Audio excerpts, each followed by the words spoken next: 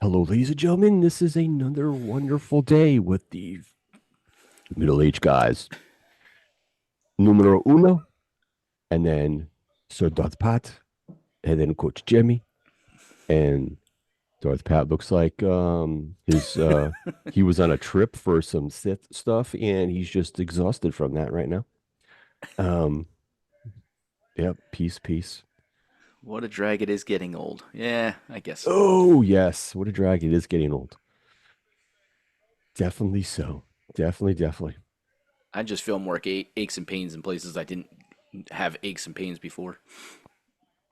I have aches and pains from my shoulders up. I just wish the aches and pains would go the hell away. That's what I just want to happen. But it is what it is. Gotta deal with the old age. Absolutely. So Ooh, I just double watching clicked on my screen. as we talked about, we put Bash in Berlin on, Yes. and I just realized as I'm watching the first match here, KO's looking a little thinner than normal. He Yes. looked like he dropped a little weight. Yes. He is looking Good for him. a little thinner in the waist there. Eh, Hey, you got to do that as you get older. It's not easy to carry that weight around, Hell especially no. when you're a pro wrestler and have to do moves and shit. You gotta, drop a couple pounds here and there. Well, well, yeah, and he's not as young as people might think No. he is. Like he's, I think, close to 40 or is 40. I think he's mid late 40s. Yeah. Definitely so. So So yes, this is Saturday. I'm sorry. This is Saturday Sunday, that this Bash in Berlin was on. God, I'm but all we're over the recording on place. Sunday. We're recording on Sunday, September 1st. First day of September. Look at that. Darth Pat said he's 40. Exactly. He is 40. The big 4-0. That's Oh, why. yes. That's where I feel like all of a sudden, like not that I was in constant pain or anything like that, but that's when I started to notice like the little different things that I didn't used to notice about like joint pain and stuff like that, and random things just happening. Then I'm like, I don't remember doing anything that would cause that to hurt. Correct. Correct. I think for me, in regards to that, when I tore my knee, playing basketball that day, like my ACL, MCL, meniscus. I think the biggest thing with that is when you try to recover from like a knee, the ACL or anything like that, it puts a lot of strain on your quad and your hamstring and your calf muscles because I think, and this is why I don't like when people um complain or bash about certain athletes or um everyone heals differently. And I always ran into an issue where when I was trying to strengthen my legs back up after that and try to get back to being active, it was a struggle because I kept running into calf issues. Like I would run into a calf strain, a hamstring strain, was tweaking this. It was just like it's very challenging when you have a major surge injury and you don't have all the resources that pro athletes do. Yeah, I can go to the gym and I can do this, but I don't have the ability for the all the heat and ice therapies that they do and all that stuff. Because I tell you, when I was going through physical therapy, they would put me in this like when I was done, they would put like this big wrap on my leg and it was an ice thing. Oh God, that was the best shit ever. Oh, it was like from my ankle all the way up to like almost to my groin. Oh, greatest thing ever after. I wish I had that shit for both legs. That's why I wouldn't I think as crazy as it sounds like I don't take cold showers, but I think I would be able to do an ice bath and like submerge like from my waist down and be okay. I don't know if I'd be able to put the upper body in there because I don't like my hands getting too cold there, but I think I'd be able to do it. I'd actually always kind of wanted to try an ice bath and see how that would be. Well, I'll tell you. I felt like so this year, this year when we went to the beach, the first day we went down to the beach, in Delaware there. Um, they said the water temperature was 68. Hmm.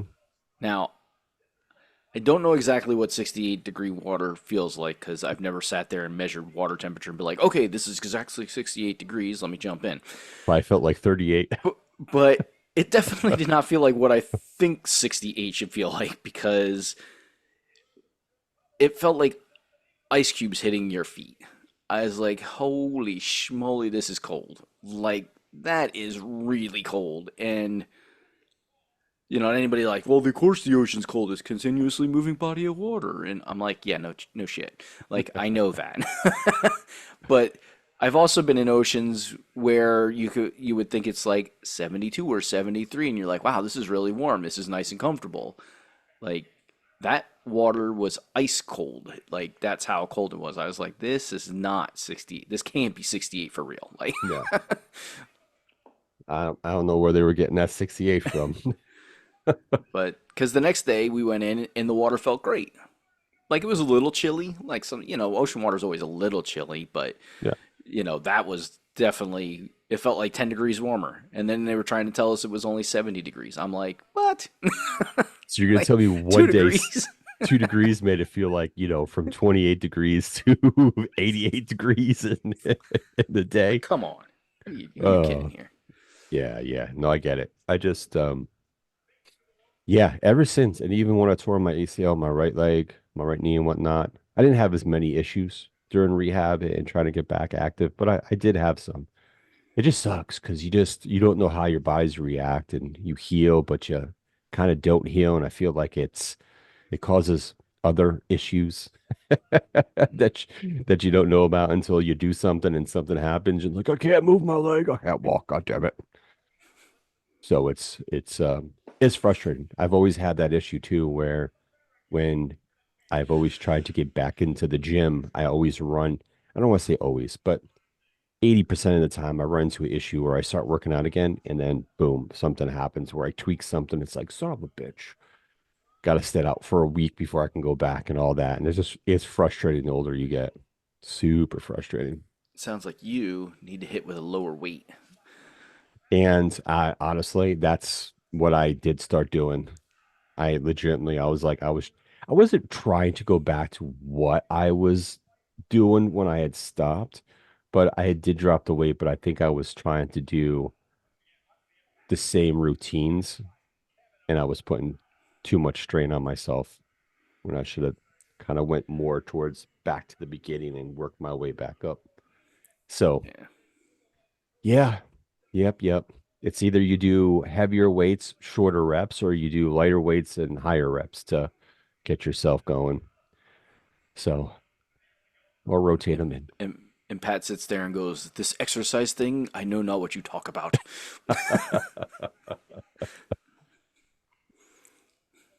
Pat, we're going to get you on the all meat diet and you're going to become lean and mean in about 3 months, man, my man. Guess what we're going to do? I, I don't know how people like. Okay, You're going to eat liver every single day. No,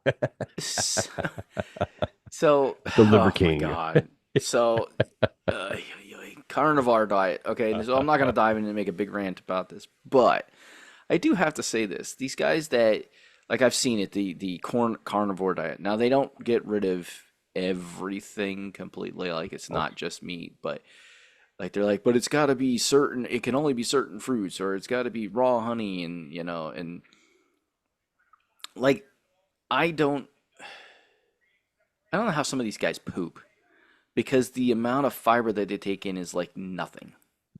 Like yeah. their turds have to be like rocks coming out. They have to be if they're doing what they're saying they're doing, they're fucking constipated a lot. They got to be taking some fiber supplement. And here's the other thing too. I've some of these these dingbats on social media who do this shit. A lot of them, you see how jacked they are. A lot of them are just fucking lying out the ass. Are they doing what they say they're doing? For the most part, they are, but half these bastards are taking fucking some type of steroids too at the same time. Well, So yeah, the Liver that's King the came. other aspect. He came out finally after somebody released like I guess the best way you could put it is his doping regimen would be the Yeah. best way to put it. Yeah, He's his on cycle. Yeah. TRTs, he's on this and that, and it's like, well, no wonder you're jacked. You're freaking taking all kinds of different stuff to keep your testosterone levels up and all these things. Yeah, you're eating all this meat and raw meat, some of it. I'm like, ugh.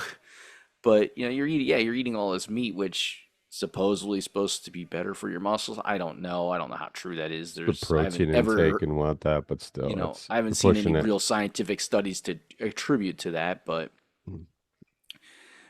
but it's just one of those things like, yeah, no wonder you're jacked. Like, and I don't think he's off of that regimen because I don't follow him or anything, but randomly he'll pop up and he's still like jacked as hell. But the other thing that came out too, which is really funny, is um, professional bodybuilders and stuff like that have come out and disproved the amount of weight that he's actually lifting because they're like, okay, look at these weights, and like they analyze and they're like, okay, there's a rubber weight, there's a rubber weight. Those things only weigh 5 pounds when they're the rubber weights. They say 25, but they're actually fake weights. They only weigh like 5 pounds. Like really disproving a lot of the weight that he's lifting because he'll have like 6 plates on each side, 45 pounds, 6 plates on each side, 45 pounds. That's a fuck ton of weight. Yeah. Like, and just it's like how much of the weight is really he actually pushing? Is he pushing like 250 and he makes it look like 600?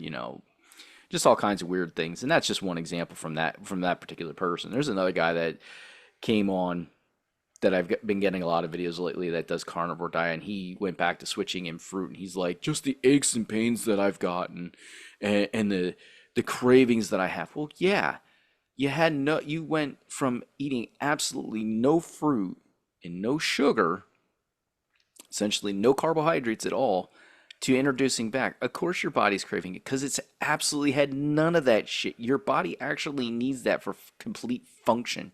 Yeah, you might Yeah. feel great because you're not eating it because, maybe there is something to uh, the whole point of like what is it, inflammations and things like that. Yeah. No, there is. There Maybe is. There definitely maybe is. you are susceptible to that because of a medical condition. Maybe you have a medical condition which makes you more susceptible to inflammation when you eat carbohydrates and stuff like that. Maybe that's why your joints ache.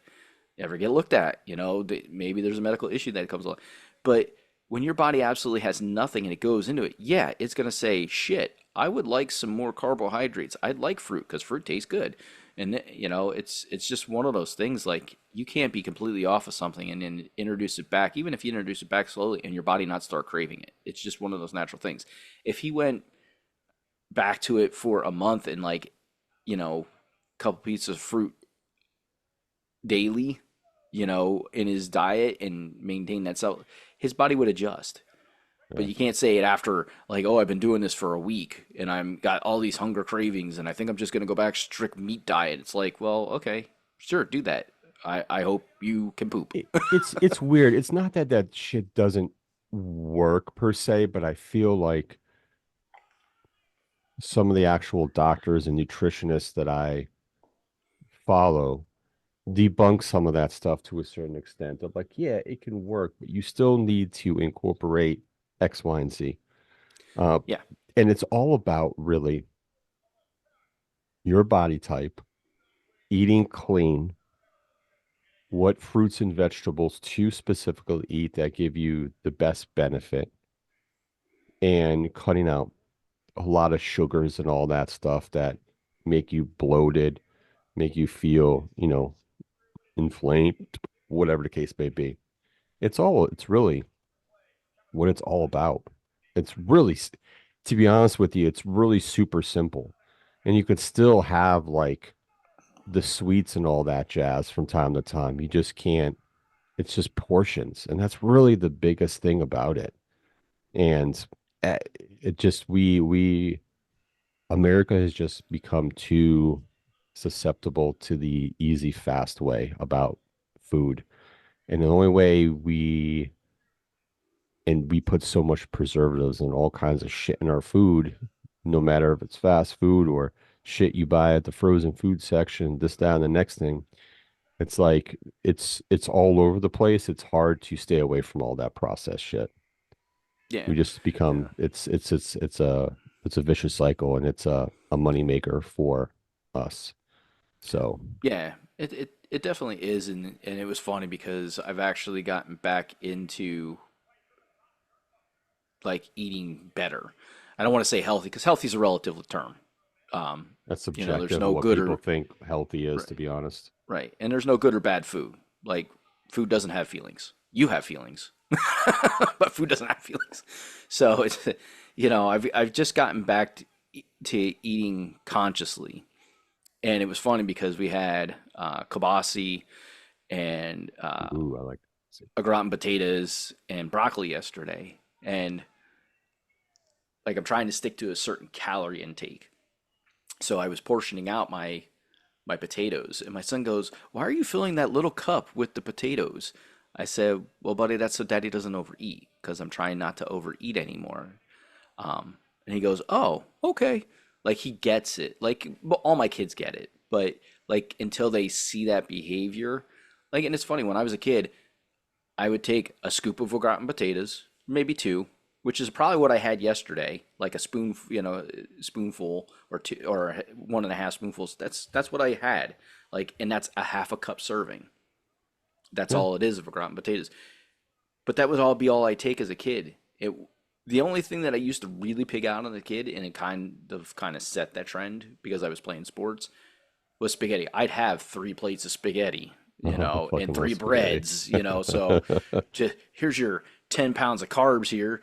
But, it's just one of those things like I want to try and show my kids trying to eat a vegetable with every meal, and eat a lot of the vegetable compared to the other stuff that's on my plate because vegetables are something that's got a lot of micronutrients and you can eat a lot of it and not intake a fuck ton of calories.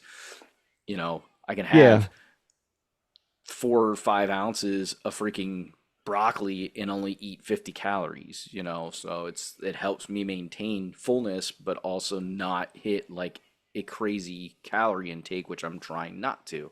So, and I've done very good this week. I'm very proud of myself, because usually I go 2 to 3 days and I'd be like, okay, time for a Big Mac or something stupid, and I'd be like, well, they're just ruined that day. Okay, let's fuck up the whole week. Yeah, yeah, and calories is interesting because calories like, you know, burning calories is just with, you know, aerobic stuff.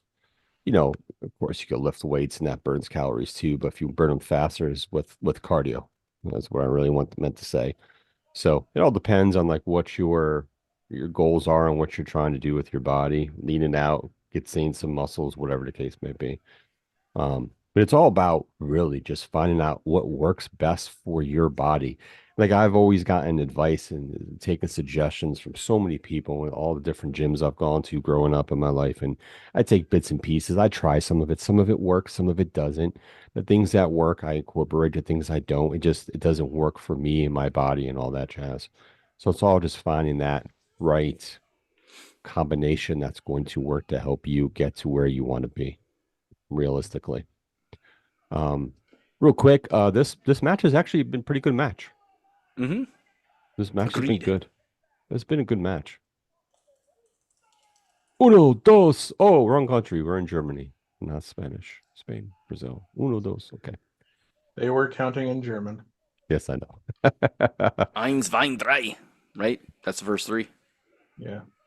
All right. Woohoo! I know a little bit of German. Yeah, Nico. Congratulations, German. Nico's got to take Spanish in the first half of the school year.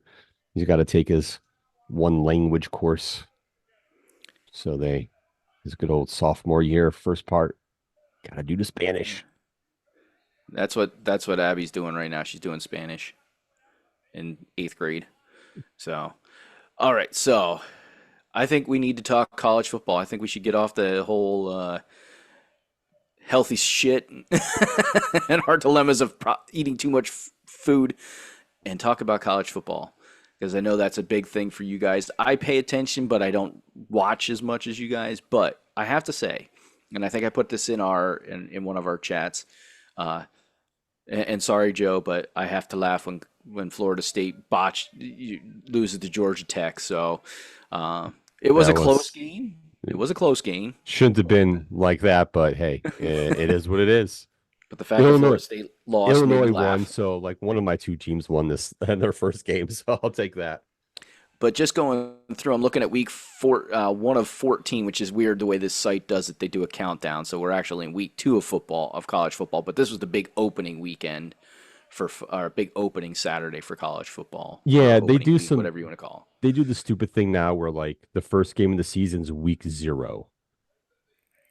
So last weekend was week 0 with Florida State, Georgia Tech, and they had a handful of other games. And it's kind of like week 0, really? We have to do the like we're copying off of comic books now, like, not comic number 1, comic 0, because it's a prequel to let you know what's coming in the in episode, in book number 1. Yeah, so it's so weird. It's so weird. But yes. So I'm just looking at some of the scores here. You had NC State beat WCU by 17, Yeah. 38-21. Kansas bit Lindenwood. Missouri beat up on Murray State. Holy cow. So did Utah, beat up on Southern Utah. Oklahoma destroyed Temple, which, not surprised there. Temple's football program has been shit for a long time. It's Yeah. great that some of these ranked teams, though, are playing such robust competition. Yeah. Georgia destroyed Clemson. And some of these teams, these smaller conference teams, actually were holding their own against a lot of these big schools and ranked teams this weekend. Yeah. So you can't you know, discredit them. Penn State beat up on West Virginia. Iowa destroyed Illinois. Iowa scored State. points. Yeah.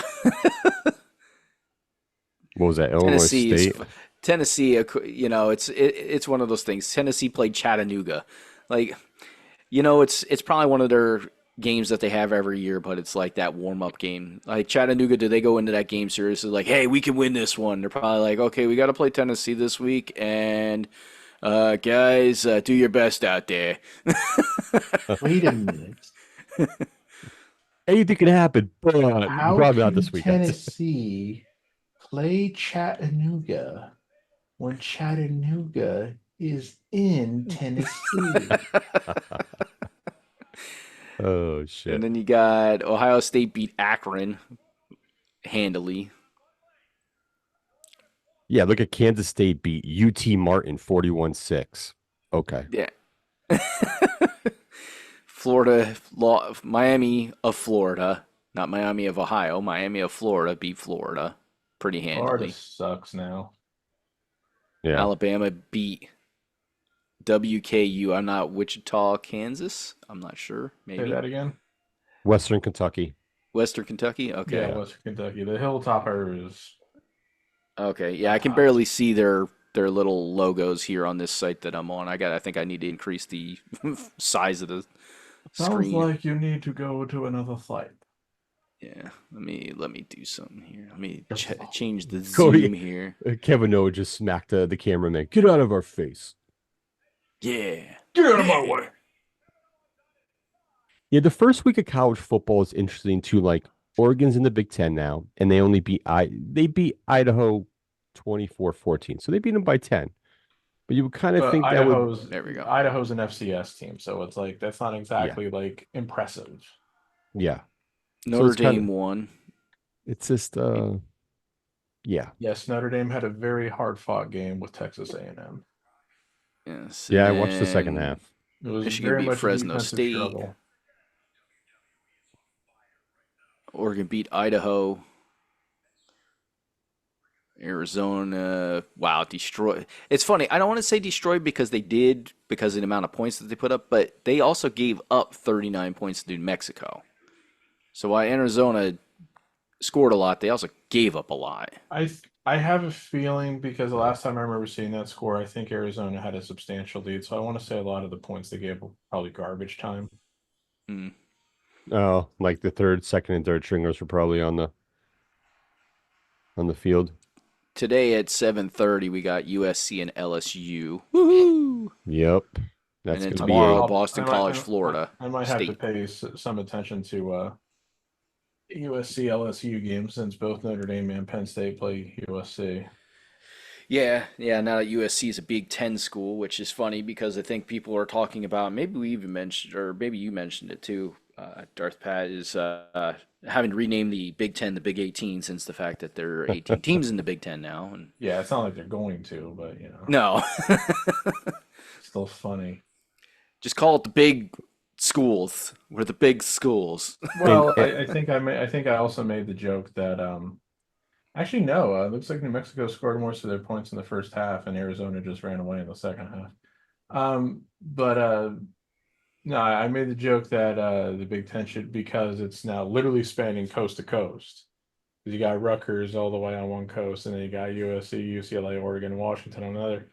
The conference should just be renamed the Big Country. yeah, really. I But mean, then, Big Ten added but then four teams.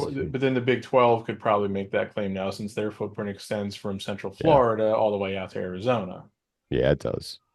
Yeah, I mean, the Big 12, Big 10, all added teams. The ACC added teams. Yeah, Oh yeah, just and I forgot, but yeah, the ACC now basically goes from Miami in the to south to to Boston California. College and Syracuse in the north, out to Stanford and Cal in the west. So Yeah, yeah, it's just, and then you have three independents left. you have four super conferences. You have two teams that are in the wilderness, Oregon State and Washington State. Yeah, You have the three independents. Pac-12, You have three independents, which could be down to one because UMass is going back to the MAC.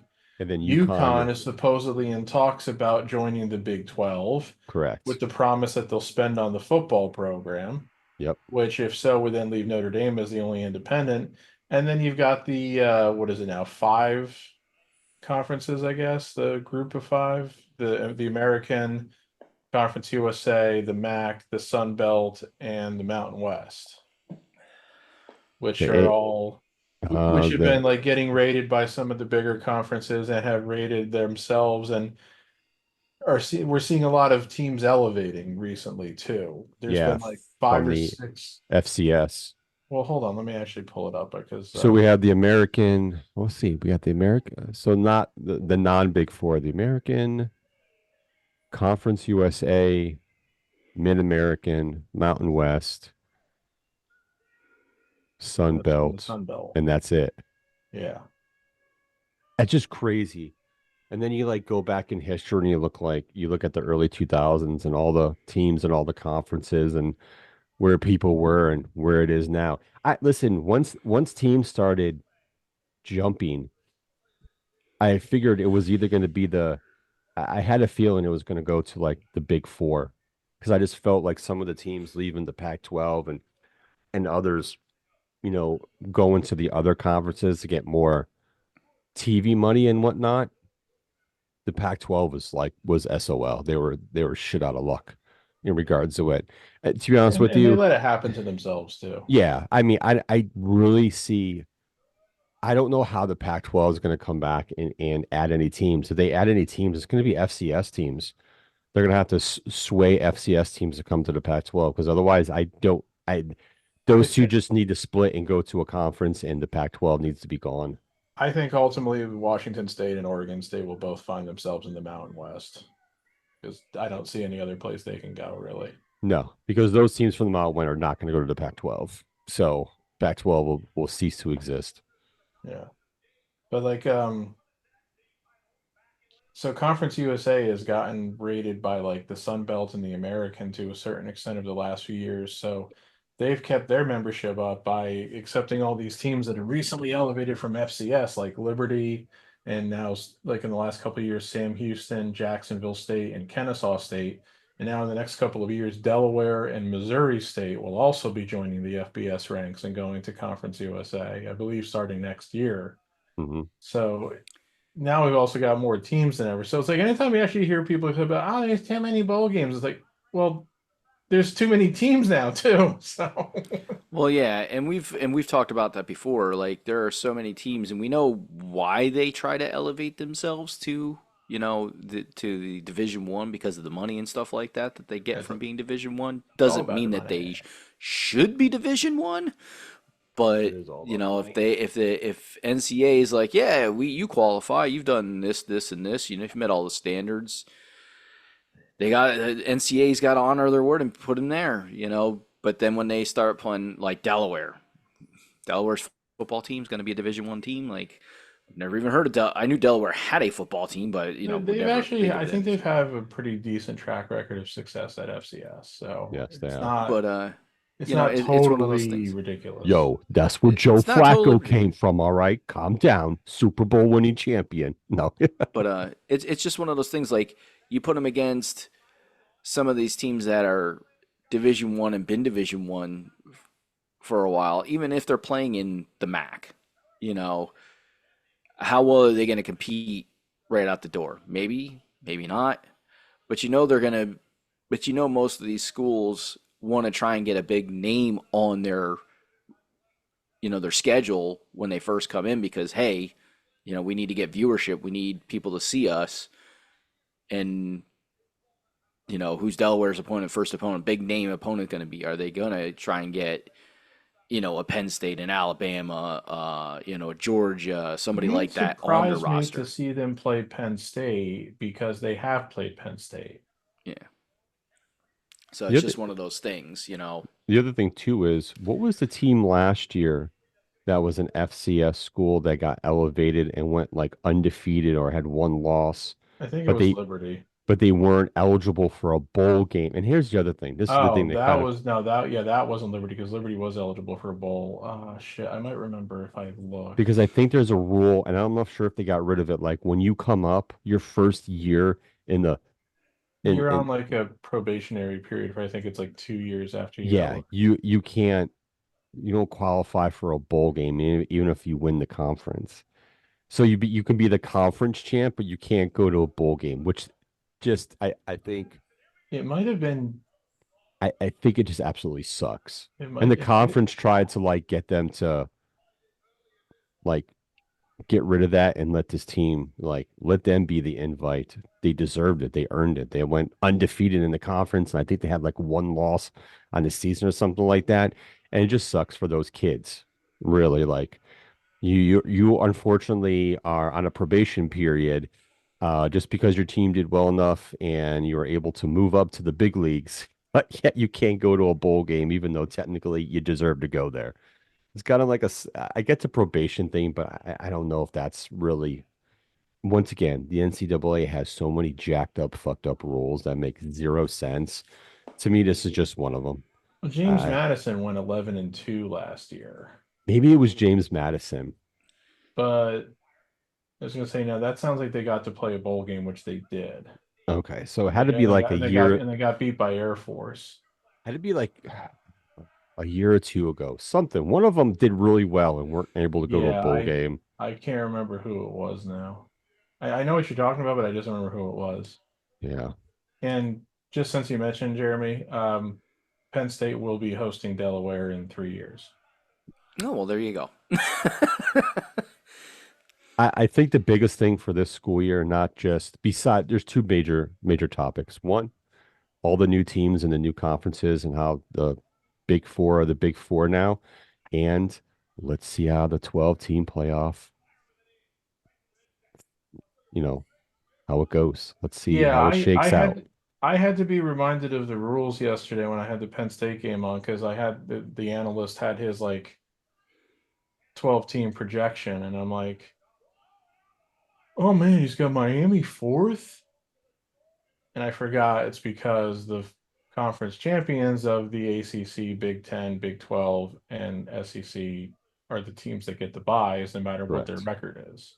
Mm. So it's like, oh, because I just was like, I'm like, Miami could be good, but I mean, like they're going to be one of the top four teams, and it's like, oh no, yeah, so yeah. Yeah, so they get the top four bids, and then the fifth one, or is it the 12th spot goes to the top ranked The non? 12th spot goes to like the power or the group of five team, Yeah, the best group of five team. and then 5 through 11 are everybody bidding for the at-large bids, which there's a whole host of teams that'll probably be there for it. So, Yeah. hey, just real something real funny. I'm looking at the the standings page on ESPN.com. I found two things that are kind of funny. Only one team in the Big Ten lost on opening weekend, pending what USC does tonight against LSU. And that was Minnesota, who lost a heartbreaker 19-17 in North Carolina when they Yeah. missed a last second field goal and they set off the celebratory pyro anyway. Oops. I didn't mean to hit that. Yeah. Also, this I found funny too. In the American Athletic Conference, um, four teams lost yesterday. Three of them to lose are the three teams in the conference that all share the nickname the Owls. Florida Atlantic, Rice, and Temple. Interesting. It's funny that you've got, three teams in the same conference that have the same nickname, and then they'll all have them lose on opening weekend. I just find that funny. I don't know why, I just do. So, since we're talking about college football, a new Netflix special came out, and that was about what happened at Michigan with the sign stealer. I was going to say, was it about college football? Yes, about Michigan Okay. and this sign stealing investigation that they had against them during their undefeated season. Yeah, last year. Yeah. So it's just like I didn't get to watch all of it. It was too late. I was like, okay, I got to get to bed. But it was interesting to find out, and I didn't realize this, and this just shows my lack of knowledge. Is the fact that all college football, I shouldn't say all, but I'm going to say probably all now, but at the time, there were a lot of college football teams that had guys that would stand on the sidelines during football games and just watch the signs being called in from the other sideline, trying to decode their signs and what the signs meant in regards to being able to call, oh, they're calling this package for defense or they're calling this package for offense. And they had to do it real time. They could watch video. Like the NCAA rules say you can do it during a game and you could do it during any film pregame, any film that you have leading up to that game. But the rule that they were supposedly breaking was the fact that they had somebody going to the games and recording them at the games and deciphering the signs at that time, which you could not do. You could only do it in any film that was provided to you to prepare, any game day film that was provided to you. You could not videotape it live at another team's game, like I when they heard weren't that they playing. were, I heard they got most confused when they looked over the other sideline and the teams were going like this. They just So, couldn't figure out quite what that meant. Oh so, man. but the guy that got accused, Connor, I think his name was Connor. I can't remember all of a sudden. But Well, it makes sense that he would have one of those fake names. oh, you don't know anybody named Connor? No, I just think anybody who's named Connor is a pretentious douchebag. Uh, but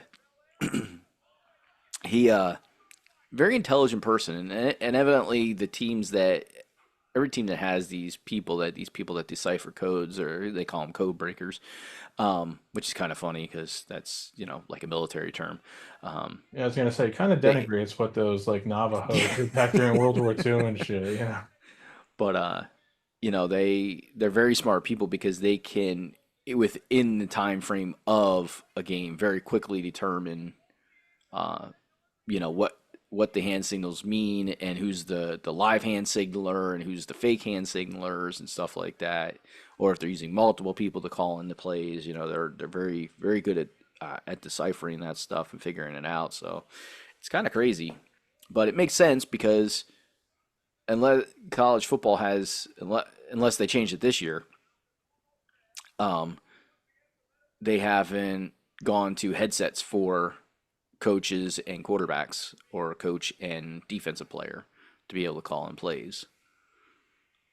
Oh yeah, they I have the mean, people are always gonna look for ways to cheat. That's just all it is Yeah.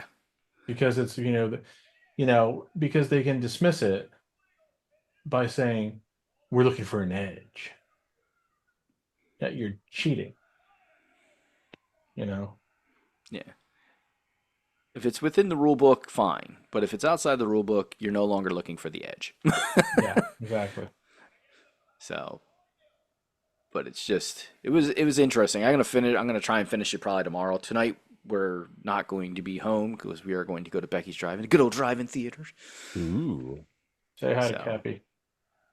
so I'll be drafting and Oh and yeah. watching a movie at the What's same time. what time is our What drafts? movie will you be watching? 7 o'clock, I think it starts. six This- thirty, 6 or 7. I can't yeah. remember. I think it's 6 o'clock. Let me look now. I don't even know when the hell a draft starts. Lord have mercy. Oh my God, where did I put my where did I move Where's my my app? sleeper app? Yeah, seriously, where did I move it? I moved it somewhere. Oh, there it is. I still get used to that sleeper app. It's interesting. The draft is 6 hours and 45 minutes away. It starts at 6 p.m. Eastern Standard Time. So we should be done drafting by the time the movie starts. Yeah. I hope so. Shit, better not go longer than 2 hours. People need to get their shit together. Oh my God. I know. I know. Some people take the full like minute and a half or 2 minutes, whatever we're given, and it's like, dude, like you should know your like you should be paying attention that you know what your pick is by the time you come up. Sometimes maybe take a little extra time because you're like, oh, my last three picks got picked that I was gonna pick, and now I got to figure out who I'm gonna pick. But Did you guys know about? I was watching what the CW's new NFL show. Bill no, I didn't. Belichick was on there. Oh, And I remember this, but I didn't really like look into it that the in the 30s they started a college all-star team versus the NFL champions. They usually took place in the summertime or somewhere in September. And the reason I remember hearing about it, but I really didn't look it up until Bill Belichick was on there and he was doing an analysis because Walter Payton played in the 75 college all-star game against the previous year's champion Pittsburgh Steelers. And he kind of made Jack Lambert look a little silly out in the open field. no. So he was like breaking down Peyton's like play against the pros when he was in college. So then I kind of looked it up and it was technically a Chicago charity all-star game that started in the 30s that used to be played at Soldiers Field for the majority of it. And it would put like the college seniors and then it was college all-stars against the previous year's NFL championship Mhm. to kind of like for charities to raise money. And of course, the NFL team had a winning record, but the college teams won a lot of games too against the NFL champions. So very, very interesting. I'd heard about it, but I just never really dived into the history of it. Looks like they stopped doing it because injuries to some of the NFL players and injuries to some of the future NFL players in or the college team and whatnot. And um, I think it ran till 1976. But it was just interesting. I've never seen footage of the any of the All-Star games until Friday night when I was watching the CW NFL show and Bill Belichick like breaking down Peyton. Look, he has great balance. He lowered his shoulder properly, kept his feet going, ran over two guys, and made it to the sideline. Um, it's one, it was interesting. Like I want to go back now and try to find video because there's video of a lot of these. Well, I won't say a lot. There's full videos of a bunch of these games. So I'm curious to kind of go back and watch them and see like how they were and whatnot. But it's the other aspect. It's interesting to see Bill Belichick actually be active and enthusiastic about something. For all the years we've watched him do his Wait, interviews in nonchalant, like I don't want to be here, shit, like Marshawn Lynch, but he's the head coach. Um, We're on to Pittsburgh. what was that? We're on to Pittsburgh. Okay, Remember how he'd always answer questions by like refusing to answer the question? yeah. So it was kind of like, okay, it was a different aspect of Mr. Bill Belichick. Let's just put it that way. It was interesting to see him like breaking down X's and O's and being like enthusiastic about it too. Like he had a little like excitement in his voice talking about this shit, and it was interesting. Well, yeah, when he doesn't have all the pressure of freaking like having to perform and come out on top of everything, you know. Yeah, 100%. What? What? Come out on top? Talking about Is that performing and coming out on top. a?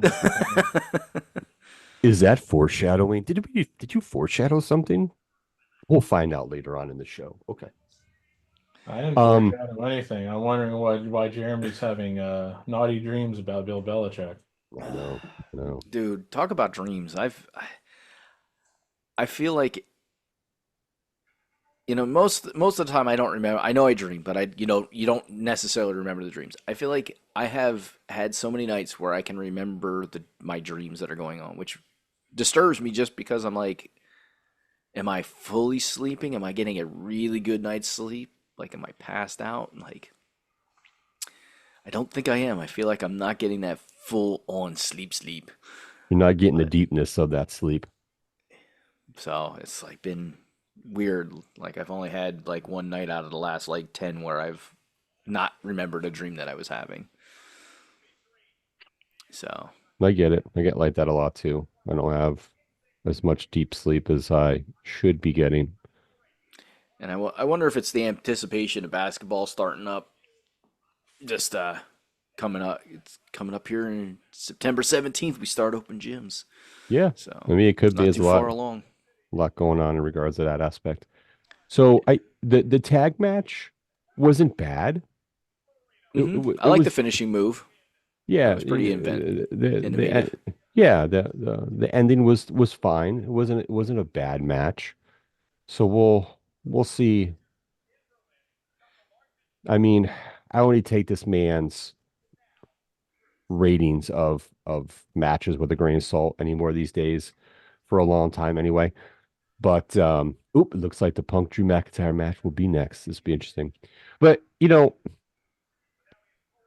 I think we all agree that Jade should have spent some time in NXT before they brought her up. Just give her a couple months in there to work with the girls before they brought her up to the main roster. But hey, they saw superstar written all over her and they just wanted to bring her up in the manner they did. It is what it is. Yeah, I don't. That match wasn't terrible for her. No, I don't feel like it was terrible. Um, she didn't do a lot in there because I still no, think she's they're she's still protecting her as far as like how much they want her to do and what moves they want her to do. Like yeah, she's definitely athletic.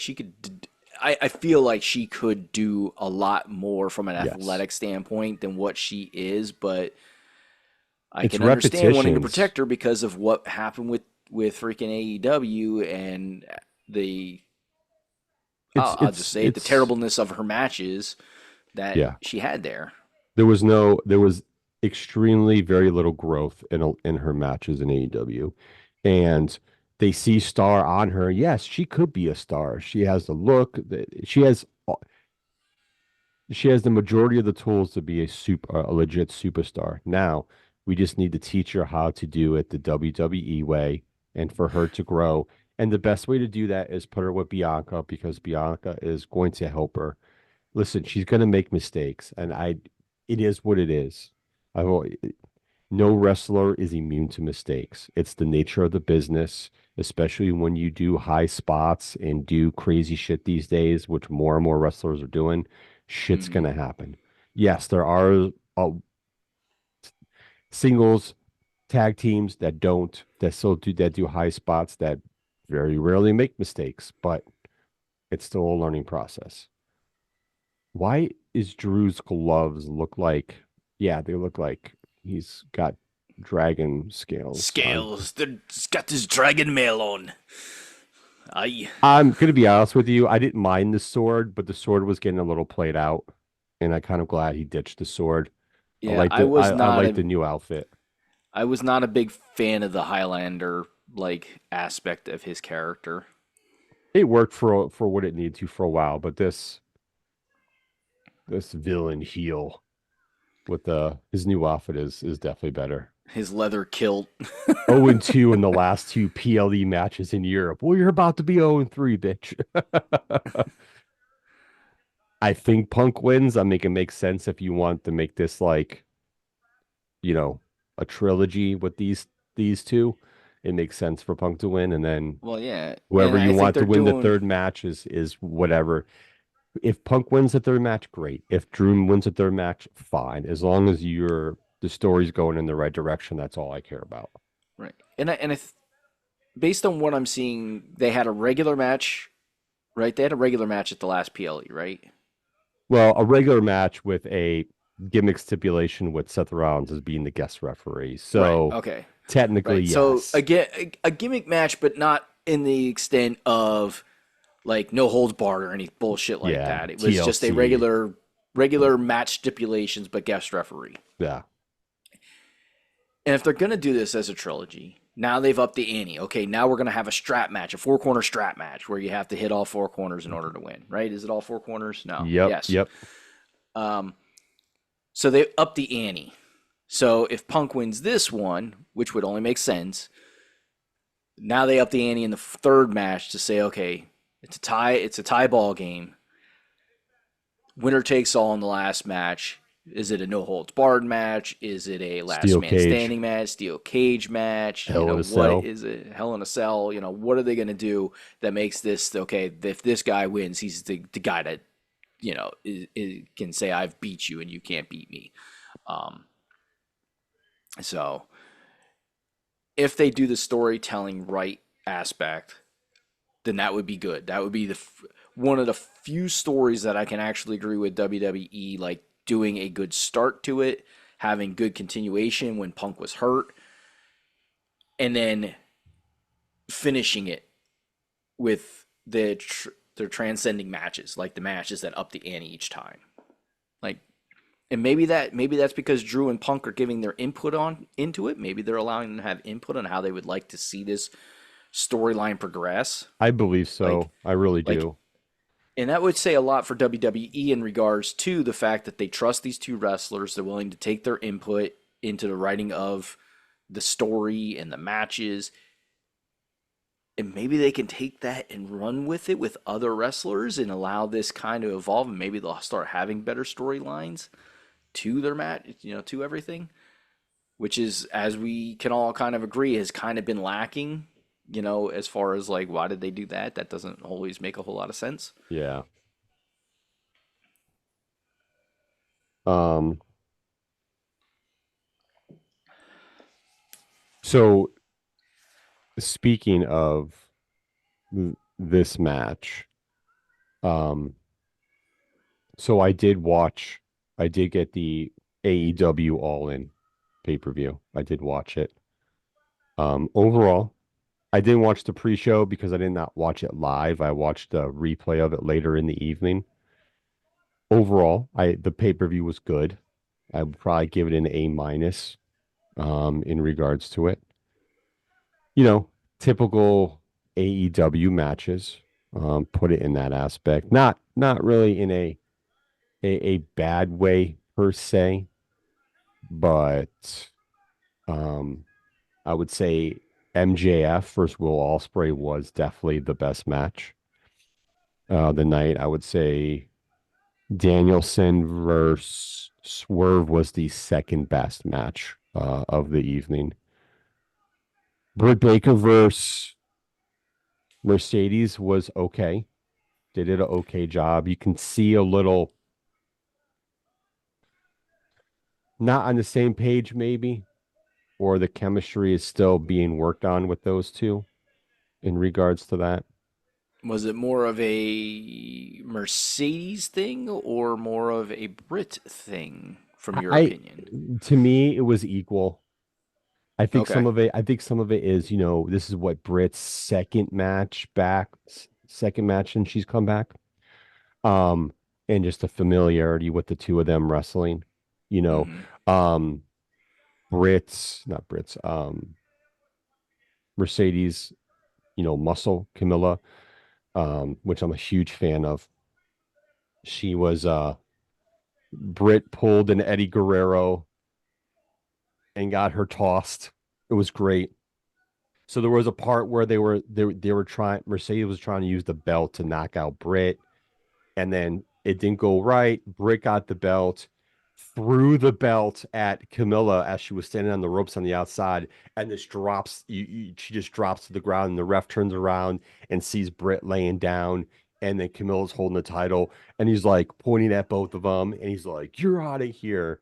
And then like Britt's laying, and the camera zooms in, and she's kind of smiling, going, "Bye bye." So it was good, like interaction in regards to that. They did a good job storytelling in regards to that. And then at the end of the day, Mercedes, kept the title. She did keep the title, which honestly really makes sense storyline wise. I'm sorry, Britt coming back and you just Yeah, you don't giving want her to the take the title. title off Mercedes too quick. Even though the fans really are not buying into either one of them right now, I feel like Britt's getting more of a crowd reaction than Mercedes is. But let's see where the heel goes and what's planned for Mercedes and Camilla moving forward. So let's see. Let's see. Tony Storm versus Mariah May. Mariah May won. Mariah May pretty much had the upper hand 65% of that match. Overall, I thought it was a good match. I would probably give it like 3.5 stars. It wasn't a great technical wrestling match, but they had good wrestling moves and they told the story. They did what they needed to do. Will Ospreay and MGF was just I said this to AJ the other day for like AEW. I think Will Ospreay is the best wrestler in that company, and I think MJF is the best storyteller. He's the best in-ring storyteller that the company has. Like MJF's a superstar. Will Ospreay needs to still get over with some of the American people, but he's getting there. Um, Hmm. Great match between the two of them. Garcia came back and Interfere. kind of interfered, but not really. Semi cost MJF the match, but not really because Ospreay finally did the Tiger Driver to win and beat MJF. Um, Darby Allin versus Jack Perry. The coffin match. It wasn't long. I think that match was 6, 7, 8 minutes tops. Pat, you want to look it up? You can. It. I would give it 2 stars, honestly. It was just a slugfest for the type of match it was. There was nothing great. Couple high spots. Sting came out at the end because they were gonna trash on Darby because the Young Bucks came out. Sting came out, helped, no sold a couple things because he's the icon Sting, and helped you know the Young Bucks and Jack Perry from beating up Darby even more. Let's see. Next match, AEW. The tag champions, FTR versus Young Bucks versus Acclaimed. Young Bucks won. Overall, it was a good match. They all had their moments in regards to the match. Nothing spectacular, but a solid match. I'd probably give it 4 stars in regards to that. Um, the first match of the night was the ladder match for the trios championships. That was the Were House you of Black. were you surprised that the Young Bucks won that match? No, no. FTR doesn't need the belts right now. The Acclaim don't need the belts right now because if you look like to give you insight, Jeremy, the storyline right now, FTR is kind of like just kind of coming back and getting their feet wet and within wrestling. The Acclaim seem to be kind of trending towards becoming heels. Hmm. So I think there'll be a moment in time for them to get the belts back, but the Young Bucks, technically should keep the belts based on Well, yeah, they're story. playing off the whole AVP like Yeah. thing and Um, in the that. ladder, So the ladder match for the trios belts was good. There was a lot of crazy spots, and there's some good spots. Nothing too over the top. That was the House of Black versus the eventual champions who won, Pac, Claudio, and Wheeler Yuta. I think the Lucha Brothers, they have time off, but there's contract stuff with them where their contracts are coming up. So I'm not sure if they're resigning or going to leave because Penta is being kind of, I think WWE wants Penta. So Pac, Claudio, and Wheeler won the belts. Oh, the Bang Bang Gang, and then Christian's patriarchy was in the match too. I'm not a fan of the Bang Bang Gang. I Juice Robinson, I'm a huge fan of. The Guns, they're still growing on me. Um, the FTW Championship, Hook vs Jericho, was a shit show, straight shit show. To be honest with you, I don't know how this shit's booked with him. It was pretty much FTW rules, which means there are no fucking rules. So it was literally 3-on-1 the whole match. And you tell me how a kid who's 5'7", 5'8", the most, and weighs a buck 70, muscular might be, slim muscular, beats up Jericho, um, and the other two guys who are like all both over 300 pounds and one's like 7 foot. He ends up winning the match and getting the title back. Taz helped at the end, which was cool. Taz got, you know, stopped one of the guys and kind of like choked out one of Jericho's henchmen. But yeah, I don't like it. They're Don't trying to like push it. Hook overly the top, push Hook Yeah, as and Jericho's fine doing it, but it just didn't seem right. Then we had the Casino Gauntlet match, which was good. Ricochet showed up. He made his debut. Um, good for him. They Nigel, weren't doing anything with him in WWE anyways. yeah, Nigel, who was on commentary, wrestled. He did well too. He did really good. Zack Sabre Jr. from New Japan showed up, which I'm a huge fan of that guy too. He did some good stuff. That match was actually the gauntlet match was actually pretty good. But at the end of the day, who won the gauntlet match? Christian. Of course he did. Luchasaurus came down and technically helped Christian win. That's So not they his just, name anymore. I don't It's not care. Luchasaurus. Don't care. That's what his game called. He, they just wrestled in the trios. And once Christian came out, I'm like, he's going to fucking win this, isn't he? Like, he is going to win this because I had a feeling they were going to take the belt off Swerve and give it on Danielson because he's going into his later stages. He needs neck surgery and all that shit. So he's probably going to lose the belt before spring of next year. So it's kind of like, so you're going to have the two WWE guys battle each other in a program now for the AEW belt, whatever. Um, it is what it is. But overall, there's some parts I can nitpick about, but the pay-per-view itself was I can't speak on the pre-show because when I watched the replay, they didn't add that in there, so don't know, can't comment on that. But the show overall was good. Now, let's get your production up on the AEW shows and do a little better job on in that aspect is Yeah. what they need to do. All right, gentlemen. It is the time that I need to go. I got Alrighty some then. other duties to tend to, but it was fun to be on for a little while. He said duty. He's Yes. foreshadowing a lot of stuff today, Pat. The sexual I'm hoping to. innuendos and now the duties. That Jeez. may happen later today, the duties. Ooh, Lord. so, so, all right, gentlemen. I will catch you on the flip side. We'll do this again soon, I'm sure. Indeed, indeed. Have a beautiful day. All right. Peace out, gentlemen. Bye. Toodles. Oh, it's So just for us. reference It's sake, just us now. That's so perfect. for Lord have reference, mercy. Time to get that jabroni off our shelf. I'm only kidding. We for love you. reference sake, and I do Yes. just mean for reference sake because I have no reference, Okay, great. since I do not see the show. Reference away. The three highest rated matches Yes. by Uncle Dave. And I don't look at his ratings yet because I'm afraid to. But go ahead. Danielson beating Swerve, What do you give it? 5.25. Oof. Okay. Osprey beating MJF, 5.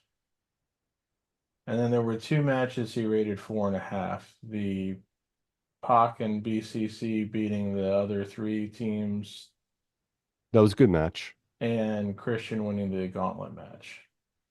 Um, yes, that was a good match as well. Here's my thing. I will have one gripe overall, the Swerve Danielson match was good. I wouldn't give it 5 stars. I felt like one of the biggest issues I had with that match was the fact that Swerve was whooping Daniel's ass. And Pat, I mean, like, this was your typical heel destroying the baby face for all of the whole match. And false finish after false finish, and the face keeps, you know, breaking the count, being able to, lift his arm, kick out, whatever. But then one move from the face onto the heel, and boom, the match is won. Like a small little run, do, boom, pin, 1, 2, 3, done. That's what I kind of had an issue with.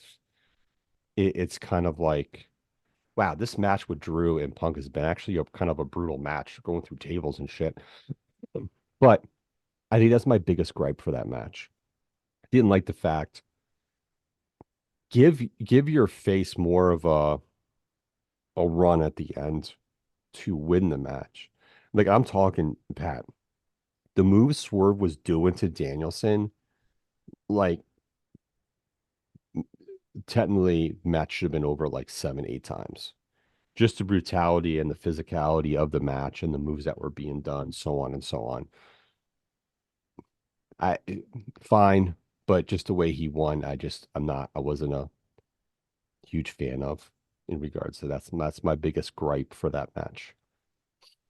And Bree was in the stands with the 2 kids in the front row, all the good emotional stuff. Hmm. Which is fine with I once I saw her out there too, I'm like, he's winning this match. Like, he's gonna retire soon. So it's just TK being like, the same shit he did with Sting. They won on his last match. I don't think it's gonna be the same thing with this title. He's gonna lose it because he's pretty much says once he loses the title, he's gonna retire because he does need neck surgery, which I know is legit. So at the end of the day, how long is he going to keep the title for? The rumors are he's going to lose it at the beginning of 2025. We'll see. We'll see what happens. But overall, it was a decent pay-per-view. It was a good watch. And then his three lowest rated matches. All right, let's get to these. Hook beating Jericho, 3 stars. I gave that shit 2.5. No way. Jack Perry beating Darby Allin, 2 3/4. Yep, 1.5. Mercedes beating Britt, 2.5. I gave that a 3. That match wasn't actually as bad as he rated it. It's just a chemistry between the two of them. Plus, to be honest with you, those those two followed shit. Those two, Mercedes Britt match was after the Osprey MJF. yes, yeah. They had to follow that match. So, not the great position for them to be in, but the other aspect too is the crowd. And once again, the crowd, the crowd really wasn't into that match. The crowd was into that match when they did a big spot. Now they did some cool spots in that match, Britt and Mercedes, some of the spots and the moves. When they did those, the crowd was into it. Once it was back to normal wrestling, the crowd really wasn't, they weren't engaged as much as you would want them to be, put it that way. Mhm. I listened to Cornette and Last talk about the Mercedes Britt match, and Last said something kind of interesting, which I've seen whispers, but they kind of died down since she was gone for so long. And he was basically saying, I know Mercedes, her character and her promos have been terrible since she's been in AEW, but I know that she can still do stuff in the ring. Yes. I'm starting to wonder if Britt can. I think there is a growing backlash on Britt's wrestling ability. And I think it's gotten to the point where because she was the only decent female character that they had for a while, that she got a pass for a lot of stuff, but now it's catching up with her since the in-ring talent has been a little bit better. I would At the same say, time, Britt, it's also, and I was bringing this up to AJ, and he was saying, well, MJF was downplaying what happened, and I never really tried to argue the point of, well, of course, MJF is going to downplay it because that's best for the company and it's best for him. But I think it's pretty obvious at this point that because there's also the story now that Britt and Jamie Hayter had some falling out and they don't want to work with each other going forward. And they brought her back on the pre-show, mind you, Jamie Hayter. Yeah, where it was screaming out for Hayter to come back up Britt because of Camille being there with Mercedes and everything. So I think it's pretty obvious at this point that Britt thinks of herself as being up here and she's not. And And that's gonna be a problem. there, there is stuff going on in her personal life because Adam Cole, I follow Adam Cole on his Discord, his Twitch, his stream, and there was some rumors that him and Britt were not together anymore, and then he moved to Pennsylvania by himself, and he Yeah. went on his Twitch and was like, "Hey guys, sorry I haven't been on streaming. A lot of stuff going on personally." He goes, "I just moved. I'm in the process of moving back to I'm back in Pennsylvania. I moved by myself." Like he puts it out there, "I moved by myself, just trying to get everything set up, this, that, and the next thing." He should be back soon, I believe, from his injury. But with that being said, a lot of stuff going on personally between those two, whatever the breakup is and all that jazz. So here's the thing, though, on Britt. Do I like her? Yes. Was she one of the better female wrestlers AEW had for a while? 100%. I think there was others that were in the wings. She was one of the better or the best talker. Was she the best in-ring person? No. She had gotten better, but I still don't think she's the best in-ring wrestler. Um, but she's still a good wrestler to have good matches. Time away doesn't help either, but I don't know. It's gonna be with Britt. We'll see how long they keep her in a program with Mercedes. And then when she's not in that program, let's see where Britt goes from there with her other matches and how things go.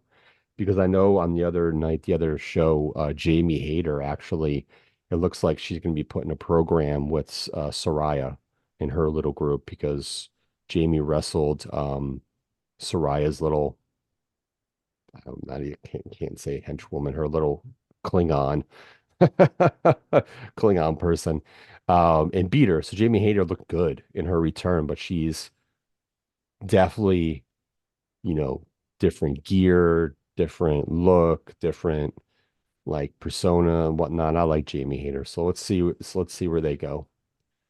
The women's division in AEW is going to be interesting. You have some people coming back from injury and everything else. So, we'll see. We'll see what happens. Oh, and I don't know if you did see, but I watched the scrum afterwards. I did not scrum it up. And TK did get mad at someone kind of saying the FTW championship was kind of a joke or didn't mean anything. He took that personally. I mean, it is what it is. But he did take a It shot. literally is a fucking joke. It's he's very wants to be nostalgia, and I get it, Yeah, but he's proving that he's just a fucking fanboy if he's getting that fucking up in arms about it. it's the FTW title. Like I feel like he's trying to do it because Taz is there. But at the end of the day, let's let's give something legit for Hook. That's more of a family thing. I, I mean, it's kind of like the post I sent you guys about the guy who created the story about all the titles and like how many of these titles really mean anything with all the changes of the names and the yeah, everything like that. they could literally drop the FTW title from their television shows Ooh, Punk just right won. now, and nobody would give a fuck. No. Nobody would miss it. Nobody would care that it's gone. and it would Yep. also not do much of anything as far as affecting the ongoing storyline. So that's just so stupid of him. Yeah. And it just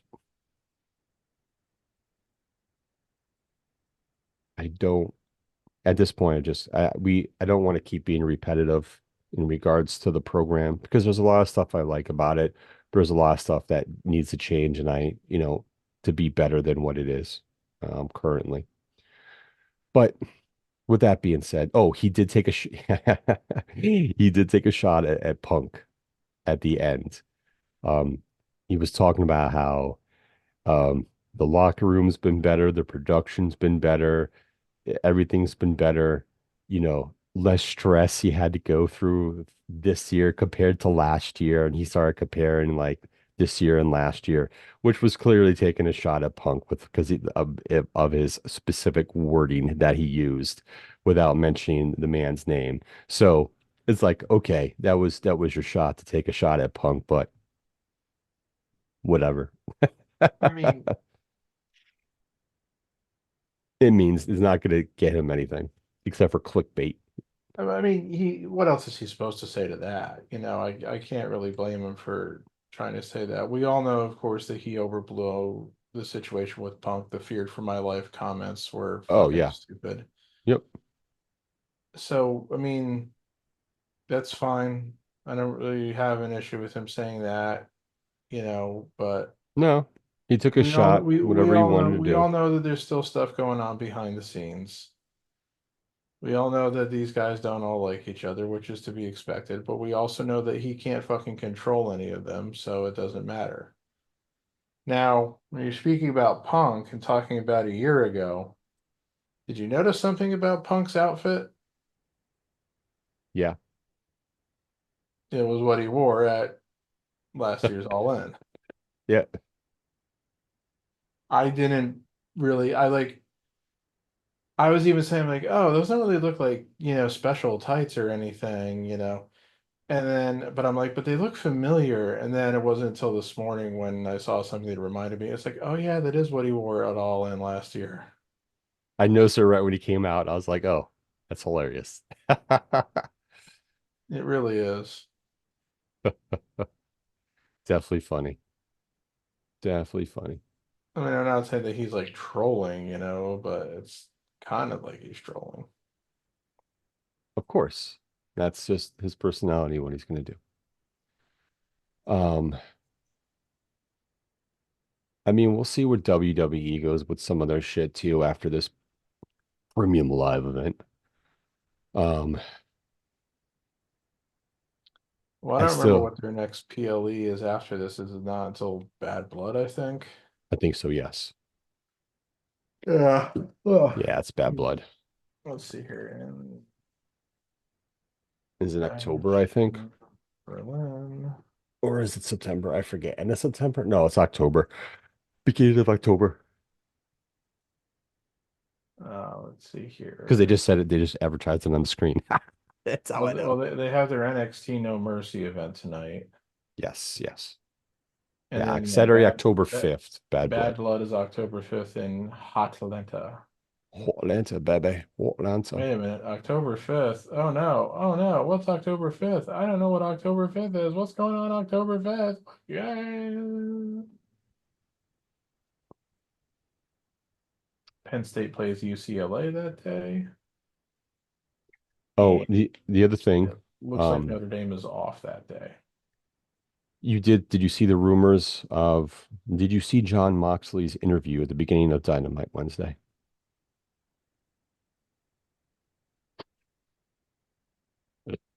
Or did you I know you probably didn't see it, but did you read about it? And then he brought in this I was kind of wondering, listen, I know there's stuff going on with the Lucha Brothers, so they put Pac with the BBC. So I'm like, okay, that's fine. I'm You like, call them the BBC, yeah, it's probably not what it is, but it's fine. Uh, BCC. BCC, that's right. So I figured there had to be something else going on and when Dumbest Mox fucking name ever. it's not one of the greatest. When Moxley came back and did his little promo and it's like this is not your company anymore. And then later on in the show, I think he had the great Maria Marina Shafir Shafir, you Shafir don't know me.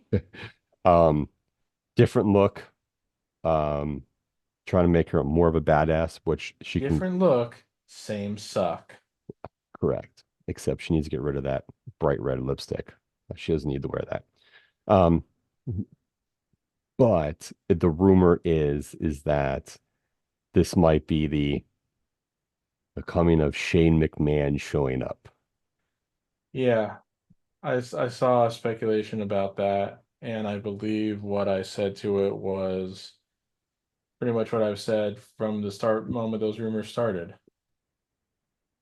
I have no interest in Shane McMahon doing something in AEW. Yeah, I'm skeptical, and hmm, I'm a little bit skeptical on that. If they pull off something great, awesome. But I don't know. Hey, dude, you never know. This might be something where they do something and the tide turns and they actually get more people to show up and watch the damn product. You never know. You never know. We'll I mean, see what it happens. could, but again, I'm just not thinking that it's going to be a decent storyline because, again, it all always comes back to the same damn thing. Tony Khan booking. Yeah. And that's why I don't have any faith. It's like he has to prove that he can actually book competently before I'm going to believe that anything is going to get better about his company. And as of yet, he has still continued to not do so. Yeah. Yeah. I mean, both companies, their bookings are very all over the place. Like I'm still not sold. It's not that I hate the Wyatt sick, but at the same time, I'm not gravitating toward it like I wanted to.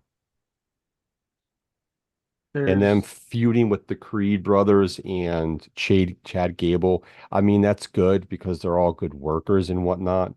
But if they're going to get their asses handed to them, once the Wyatt Six move on to somebody else, you need to make that trio relevant again, a little bit relevant again, yes. By whatever program you put them in, they start winning some matches to be, you know, seem like a dominant group of the three. Because you don't want to take, we know losing doesn't always make you look weak or be worse off, but depending on the story you're in, but at the same time, don't make it too repetitive where you keep them with the Wyatt Six for too long.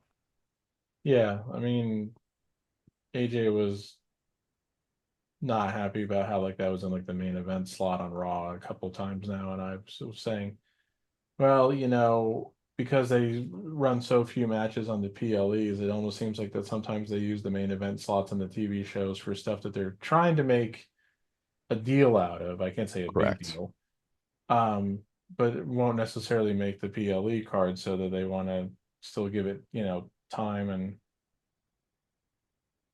I guess time really, but yeah, it's like I feel like that story is going nowhere fast. So And the crazy part is like the reports I read is that people are actually like the crowd. I don't know. People say that the crowd is behind the Wyatt Six. They're getting pops when they're getting the proper pops that WWE wants from it. So, they're behind the concept and the idea of a dead man, yes. unfortunately. Yep, they are, of Bray Wyatt. And So it's, that's just gonna run out at some point. yeah. Right now it's getting the reaction they want from the general public and the fans. So we'll see how long it lasts though. Oh, so the next match is the mixed tag. Dom and Liv versus the great Rhea Ripley and Damian Priest. I didn't see a lot of that match. I will say though that I disagree with the booking of it. Hmm. Okay. I don't want to like spoil it if you don't know, so Yeah, I didn't see the results. I know who won. Like the only matches I know, I knew that Gunther beat. Orton. And then I saw that the women, Jade and Bianca, won the tag belts, but I didn't see the results of any of the other matches. Yeah, I I mean, think it seems to be kind of obvious who's going to win all these matches. I think the tag match was the only one I wasn't unsure which way they were going to go, if they were going to give the belts back to Bianca or Jade or not. yeah, see, I would not have had Jade and Bianca win, but that's me. Yeah, I And would that's give not the because I think anything much of the other two. It's just that how long did they have the belts? What was the point? How many times did they successfully defend them? Yeah, it's one of those things. I don't want the women's tag belts to become this flip-flop title. You know what I mean? Like every paper, every premium live event. I'm sorry. Yeah, I'm not You saying know, like everybody has to hold the belt for a year, but you also need to hold it for more than 2 months. yeah, I don't want it to be like every PLE changing hands. You know what I mean? Rhea Ripley is so awesome. I'm sorry. People might not agree with me, but she's awesome. I'm a big fan of Damian Priest too, and I know a lot of people are not.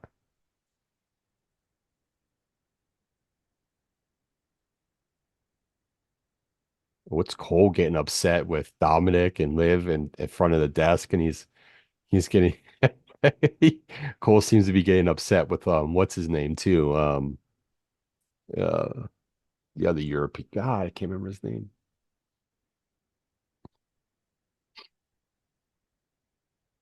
Who was on commentary with Cole most of the Wade show? Barrett? Yeah, Wade Barrett.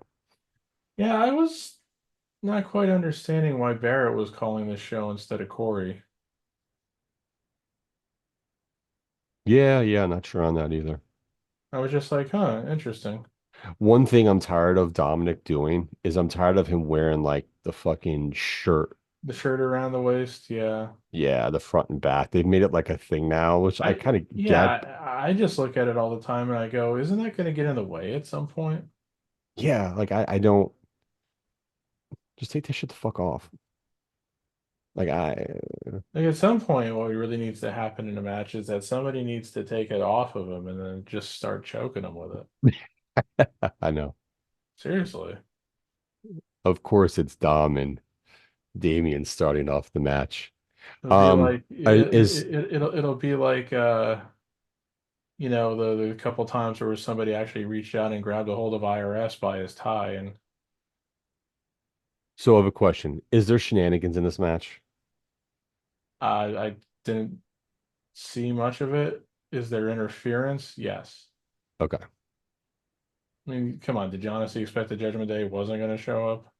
No, no, I figured they would at some point. Is this a long match? I don't think it is. Let me see. I don't think it was incredibly long. Let me. Wikipedia claims it was 14:20. Okay, yeah, because I'm at hour. This is at hour one. I'm at 143 of 2 hours and 50 minutes.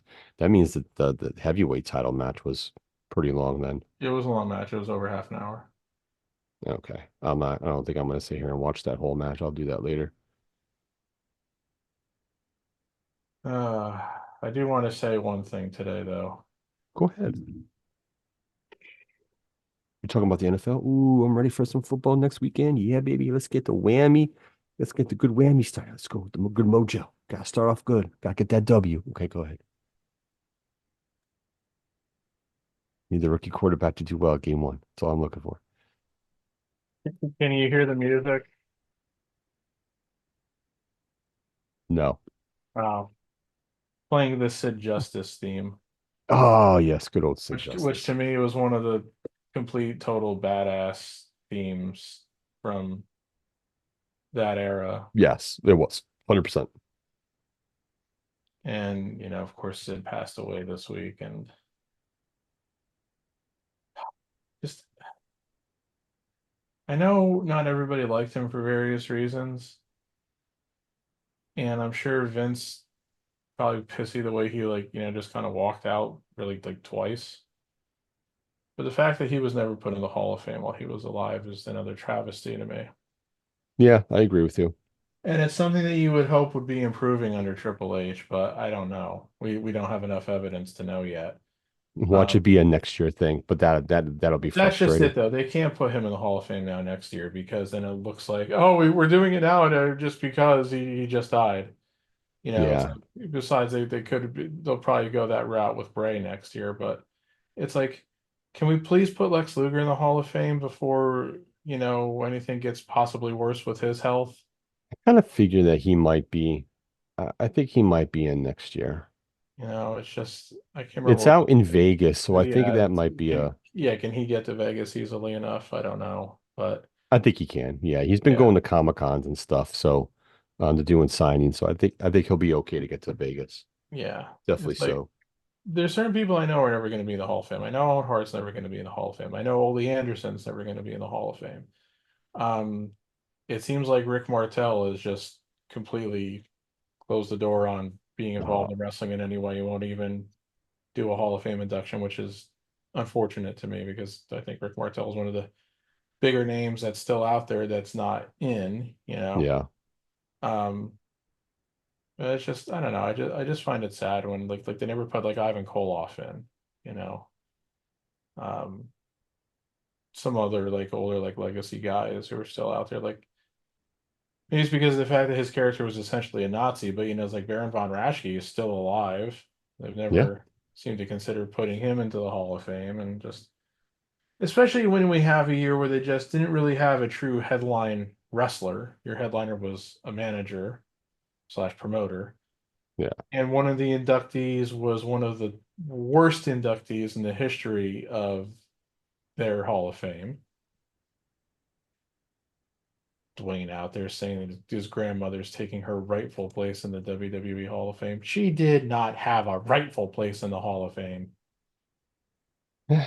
I remember Eye when of I the was arguing with beholder. people about that shit back earlier in the year too, and like they were just parroting the same shit that people had said about her, and I'm like, she ran a 20,000 seat in Hawaii.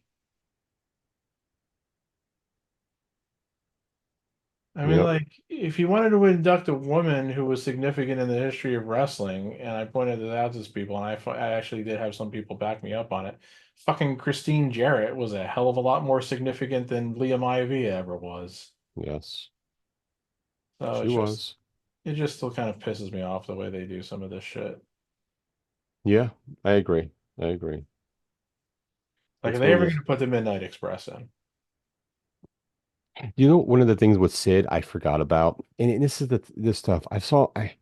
It's one of the things, Pat, where I watched so much wrestling back in the day. I just don't remember everything. And like when you get older, I just don't always go back and watch a lot of old shit as much as I used to. I forgot some of the programs Sid was in with Goldberg and when Goldberg was crushing his cars. Yeah, And I went back and people started posting those those segments. I went back, I was like, holy fuck. Sid was fucking hilarious. yeah. Like coming out and his reaction and all that stuff. Why me? Why me? It was Goldberg! Yeah, after Goldberg's crushing his fucking cars. it was great stuff. It was so funny. Um, and there was some other things other segments from WCW that people had been posting. I've been watching, and I'm like, man, this was really some good shit. Like you just kind of like at a certain point in time, you kind of do forget about that stuff because shit, sometimes I see those videos on Facebook. This song is now 25 years old. And you start looking through the list of songs, you're like, oh shit, I used to jam to those or get down with it at the club with those songs. And I'm like, oh, that shit's 25 years old. Makes me fucking feel old as shit now. Great, thanks. Oh, I fucking hate this. Yeah. But yeah, yeah, it's one of those things, man. It's yeah, it sucks when you start recognizing people, you get older and shit like this happens. It's the part of life that sucks. But then, you see some of these wrestlers pass away, because of certain diseases they get and cancer is, not a great thing to have and just sucks. Like he was like only in his 60s, so he was still young, so it just sucks. Yep. definitely sucks. Hmm. And I think he was one of the most underrated big men that wrestling has ever seen. I don't think he gets enough credit for some of the shit that he did. Yeah, I mean, he had an incredible presence, and you always felt it no matter what. Look at Dom trying to get Rhea to hug him. Obviously he wasn't the smoothest worker and everything, and people want to always hold the fucking stabbing shit with Arn Anderson against him and everything. But I mean, you can't deny that he was freaking memorable as hell. I mean, and a lot of things that's interesting too about it when you come right down to it. He had two WrestleMania matches. They were both main events. Now, I mean, again, say what you want about the quality, but especially the Hogan match at WrestleMania 8. And Oh I yeah, think with the anybody ever, interference. Yeah, yeah. I don't think anybody would ever call the WrestleMania 13 match with Undertaker a masterpiece either. But again, it's like it's two WrestleMania matches and they're both in the main event. So And both with two of the top guys at that time. Two of the top guys in the industry. yeah, So give him credit for putting himself in that position to be in those two main events. You know, that's the other thing too. You get put in a main event for a specific reason, especially if you're in it multiple times. You might not be the top guy, but if you're able to work your ass off and do what you need to put yourself in that position, kudos to you. I mean, that's what you want to do. Wow, that was a cool ass move Liv just did on Rhea. She reversed the shit out of that. That was good. I like Liv too. I I'm like st- I'm still very much I not. like I like both of them for different reasons. But yeah, I, okay. I'm still very much not enamored of Liv. She just never comes off as being like a credible threat to me for some reason. I understand that. Definitely so. And she's really not chicken shit enough to be a chicken shit heel either. So, Hmm. which is really what she should be. Ooh, yeah, she took that kick. Um, I believe we are probably going to see Charlotte sometime this fall. One would think. I mean, at some point you're gonna see that's a funny thing. I was talking about how there's really like no heels like for Cody on SmackDown right now. At the same time, it's like there's no faces for Nia No, because there isn't. they've already seemed to have cast Bailey aside. So Yeah. one would think that they could be waiting for Charlotte to be ready to do a Charlotte Nia feud. And to be honest with you, if you were going to bring Charlotte back, you're going to do it when they move to the new networks on Well, SmackDown. it's oh no, week and a half. Yeah. So And I know Charlotte had the knee injury, the ACL, I believe it is, and she's been rehabbing like crazy. She looks great. Um, let's see if she's ready to do in-ring work, to start coming back to do things. So, yeah, you the know, only the only problem, of course, is that Charlotte's always been more effective as a heel than as a face. But again, she's gonna get a pop because she's been out for so long, for one thing. And for yes, another thing, I think anybody could be a face against Nia. correct. I think Nia is. I will give that for Nia. I think she has done. I still cringe every time I see her hit certain moves in the ring, but I do think she's done a pretty good job of cultivating a completely unlikable persona. So, She Nia is not one that could play a face. I would never put her back at face. see, Oh, I here thought they comes did a good here. job of making her a face when they had the whole thing with her and Alexa several years ago.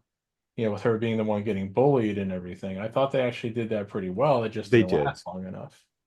Her as a long-term face will not work. Her as a long-term heel, perfect. Yeah, it's like just because she's a monster, Yeah. especially compared to the women's roster, Oh, here comes the Judgment Day. Balor just did the slingshot, sling it blade. will Oh, always be easier for her to be a heel just because of that. yeah. Um, Here comes the 619. Oh, we're gonna do the Eddie Guerrero off the frog splash. See, Oh, I've always boom. felt that Dom should do a backwards 619 and call it a 916. I know that makes no sense, but Nothing. I still think it should happen. that can do a reversal. I'm not going to be my dad. It's going to be my own move and change it up. Right, exactly. Yeah, so I thought that was the whole point. But yeah, yeah, it's this match has been fine. It's been good storytelling. Ooh, ooh. Okay. Ooh, Which ah, which one ah. which one of you messed that one up? So Liv just went through the middle ropes and kind of like overshot Rhea, where like her stomach hit Rhea's shoulder. And then when she fell forward, she kind of like had to brace herself with her arm and, head first into the mat. And I'm like, Hmm. That's one I who could talk myself into it either way. I'd have to watch the replay because I Because don't it's think like, Rhea was too close to the ring.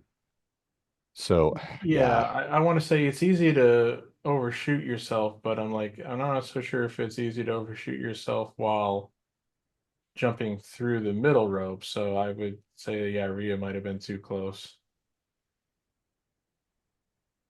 Rhea came out of Lightspeed too close to the system.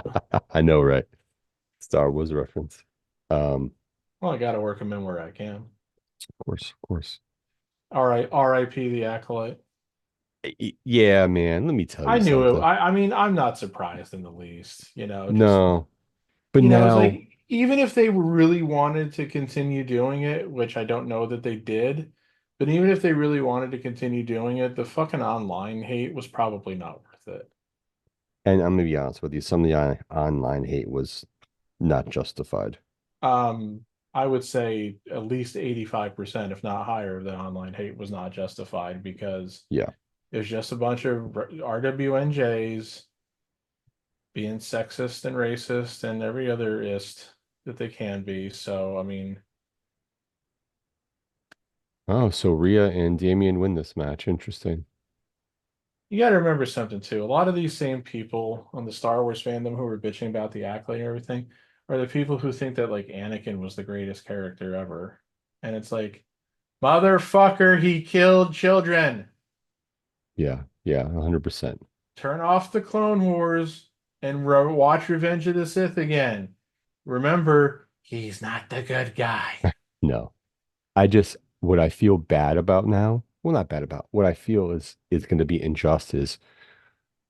Now, you just introduced somebody from the dark side. How are you going to follow that up? And where are Mm-hmm. you going to follow that up at? What Yep. project? Yep. Because you can't just throw a Sith in like that and not follow up, especially him.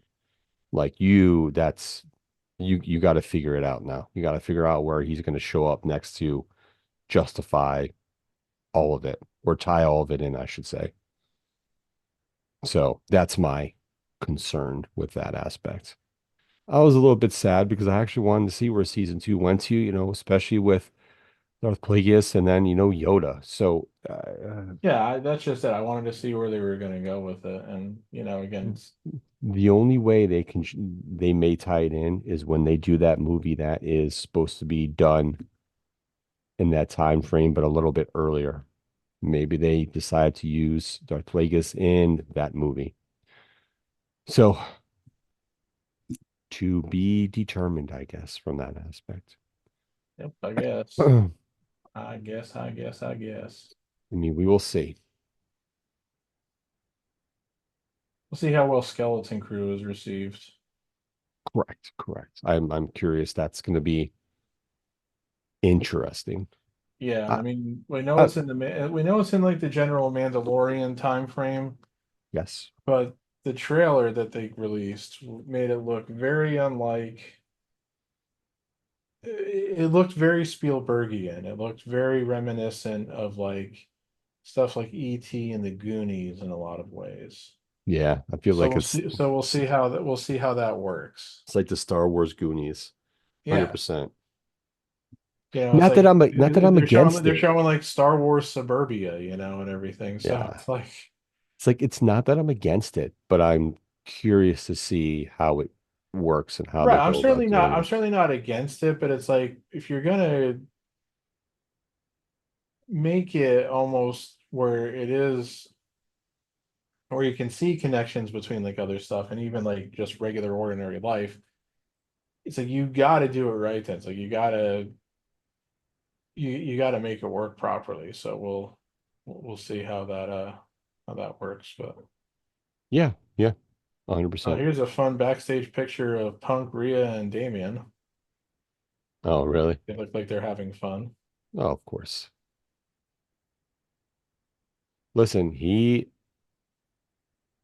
I am not going to buy into anything that I've read on the internet or have been suggested by certain people, like Uncle Dave and some of the others, where they've like, you know, Punk has something in his contract about his behavior. I just don't buy into that.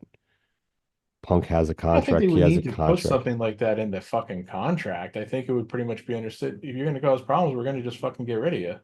Yeah. I mean, I don't think they need to be drawn up in a contract, for Christ's yeah. sake. Yeah, and there's been, Uncle Dave and some of the others have posted on the website, their social media and their so-called journalism that that was the case, but I highly doubt it. Like, listen, Triple H reached out to him, they talked, they had an understanding, they signed a contract, and Punk is good where he's at right now, and he's helping the guys in NXT and everything. So he has a positive attitude because there's structure, and that's what he specifically needs. There's structure and everything's going well. And if something does happen, Triple H is just gonna fucking suspend him. Or if it gets anything crazy, but here's what WWE will do.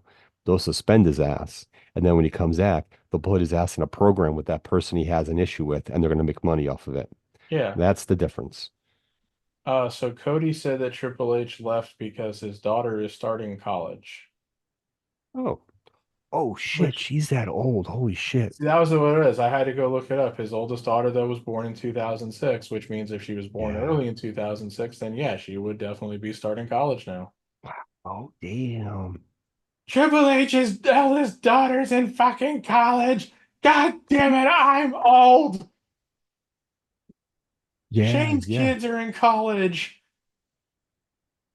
See, this is a match I thought was going to be on the pay-per-view was the triple threat qualifying match. Well, Blah. maybe not. No, there's a bunch of them. Never mind. Anywho, never mind with that. I still love Triple H and Stephanie's daughters' names though. They're definitely unique. Aurora, Murphy, and Vaughn. Yeah. Aurora, no problem. Murphy and Vaughn. Did you M- really just want to stigmatize those poor girls by giving Murphy them like male last names?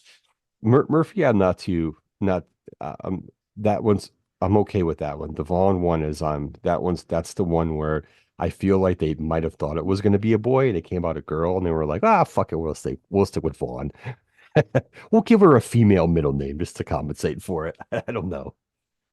Hey, listen, kudos to them for being different. You know what I mean? Yeah, Not, yeah, that's fine. Yeah. not, Stephanie. That's a typical female American name. And Paul is the same thing, so kudos to them. And listen, that's why my son's name is his name is not your common name. It's definitely different. That name Oh, is a little bit more common these days, or a little more popular. There was a little boom for that name, spelled incorrectly, of course, but um, you still don't see that name very as much as a lot of others.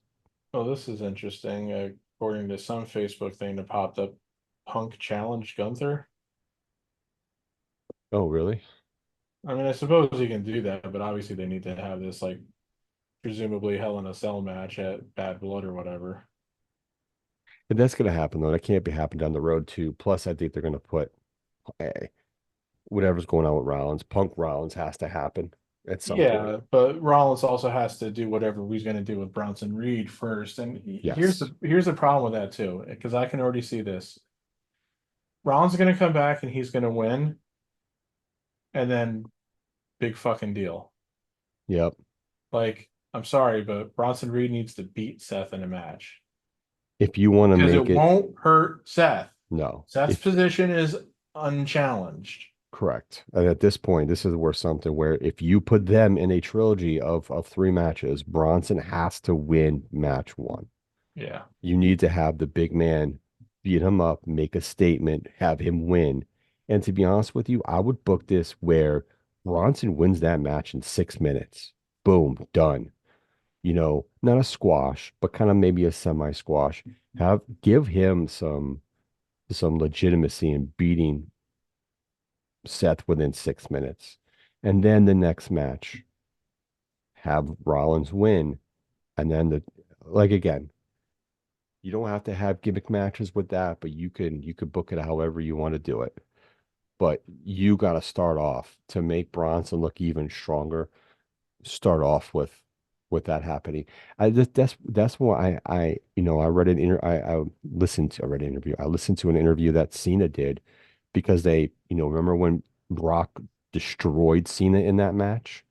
I think it was SummerSlam maybe when Cena came back and challenged Brock.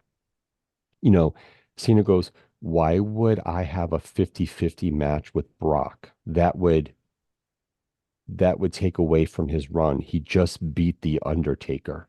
You don't have a match where you just beat The Undertaker and beat the streak and then have me come out and have a 50-50 match. You got to make Brock keep looking strong." So yeah, it was my idea. This is what we're going to do. And it just helped him out even better. Brock beating a name of my nature, which, listen, kudos to Cena for recognizing that and being like, yeah, this is what we're going to do, you know, because it helped Brock. It just makes the legitimacy of the big bad son bitch even more legitimate when you do that. Proper storytelling right there. Storytelling 101 from John Cena. Yeah.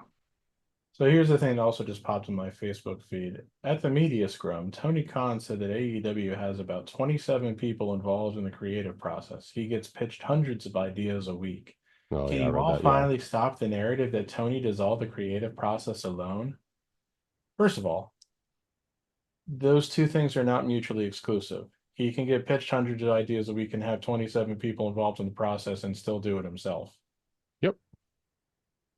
Second, having 27 people involved in the process and getting pitched hundreds of ideas a week is also not a conducive atmosphere to getting shit done properly. Too much. How are you supposed to sift through everything?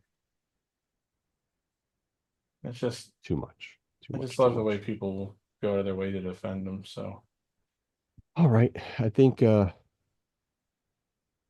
almost that time to break forth the rhythm and the rhyme. We're at 2.5 hours. great quote, the rhythm and the rhyme and the rhythm and the So rhythm. let's end the It's in show the today. rhythm of the night.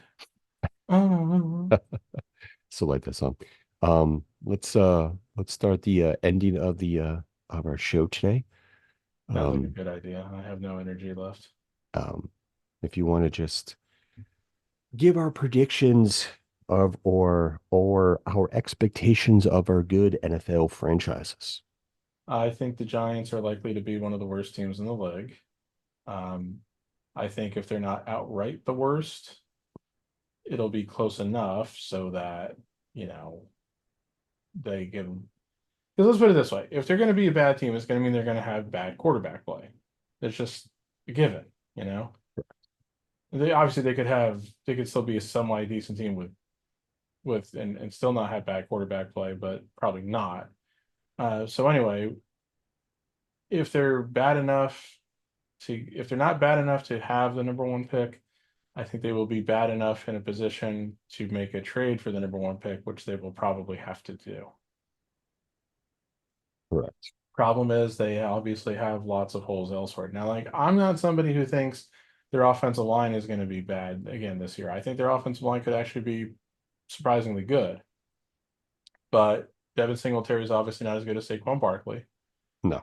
Um, Serviceable, but yeah, I not think that on yeah, the same level. yeah. I mean, I think they're going to have a decent receiving core.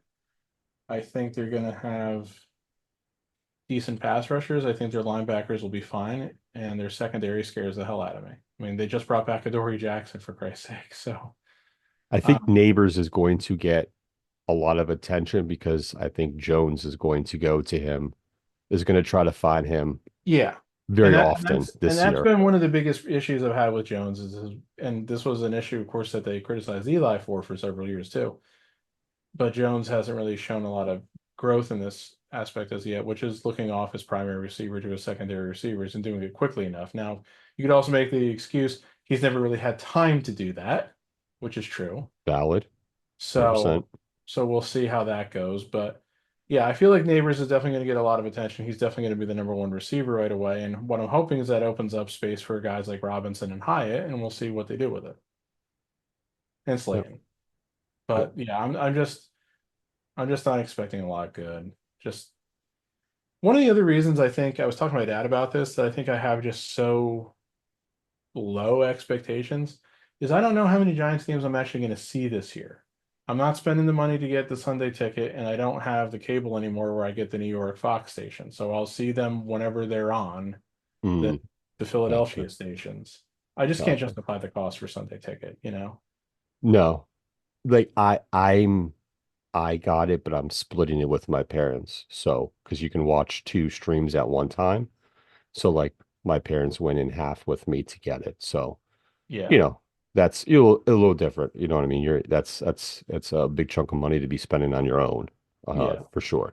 Even if you definitely. can split it up into monthly payments, it's It's still, still it's yeah, you're still it's paying like 80, $90 a month. so it is a bit much. I get it, 100%. I think for me, I think the defense will be solid. Um, I think it'll be a top 15 defense. The offense has the capability of being very good. And no matter how confident I am in Caleb Williams, he's still a rookie. He's still going to go through those ups and downs as every rookie does, no matter what. The matter of the situation for him is when he gets in his downs, he's going to have to learn how to make them short term, like where the downs can't be lasting for an extended period of time.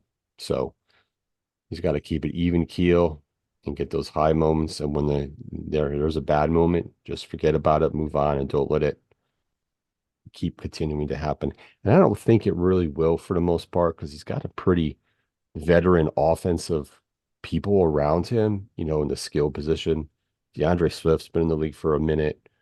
You know, Cole Kmet's been in the league for a minute. Keenan Allen's been in the league for over 10 years. DJ Moore's is going to be has been all of them have been helpful to him. So listen, I think they'll have a winning record, but I don't think it's going to be like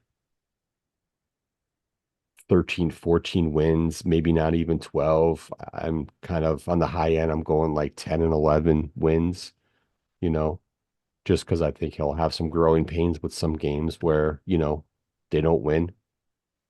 Their record, if you look at it and you look at the teams they're playing, some people can see them winning 13, 14 games, but I don't want to I don't want to set the bar too high, That is setting the bar. specifically for myself. That is setting the bar too high. Yeah. If it happens, great. Then they're rocking and rolling, you know, but we'll see what happens. I'm not gonna I mean, yeah, they play the AFC South, which is not an especially strong division. no. They have obviously their six divisional games, which the Lions and the Packers should be decent. The Vikings probably won't be. And those are all like in the second half of the season. They play all their division games in the second half, I think. Yeah, they play the NFC West, which again, the 49ers are good. Yes. Don't really know about the Rams or the Seahawks. The Cardinals probably aren't that good. And I then mean, the they're Cardinals will be better, but their defense is still yeah, not going to be up to par with and their then offense. their random games are the Panthers who are probably going to be bad, the Commanders who are probably going to be bad, and the Patriots who are probably going to be bad. Yeah. So it's not the worst schedule. Oh, you gotta play on Turkey Day. Yep. Hmm. Yep. We do. I mean, we don't have it like there's certain Well, games you that know what like you know what they say. what Gobble, gobble. I mean, we play after our first game of the season, like we play Sunday night football the next week against Houston. So it's CJ Stroud versus Caleb Williams, right off the bat. Oh, do they also have an overseas game? Yes. The Jacksonville game, because it says here it's a 9:30 start time, 9:30 a.m. Yes, we play Jacksonville overseas. Yep. Yeah, like I think How many Giants games am I definitely going to see? One, two, three, four. Wait, do I get NFL Network? They have three primetime games, and they have a game against the Panthers, which looks like is an overseas game. yeah, But I don't remember if I get NFL Network through YouTube TV. I'm gonna have to double check on that one, brother. Yeah. Also have to check to see if I could advance the guide forward to next Sunday yet or not. That's one of the issues with YouTube TV. It's a little hard to navigate, to the future. Yeah, yeah. Some of them are, they'll get there. Definitely some of them are though. Because like next week's game where they play the Vikings at home could conceivably be on the Fox Philadelphia station because the Eagles don't play next Sunday. The They Eagles have playing that, Friday. yeah, they have the Friday game in Brazil against Yep. the Packers. So yeah, So yeah, you perceivably could be watching that game on TV. I just forgot who we play in game one. That is horrible of me. I should know this. I was just looking at it and fuck if I can remember it. Oh, it's the Titans. That's right. I'm gonna say I think I remember seeing something that they start with like three of the AFC teams. So Yeah, yeah, we do. Yeah. At home, those home games.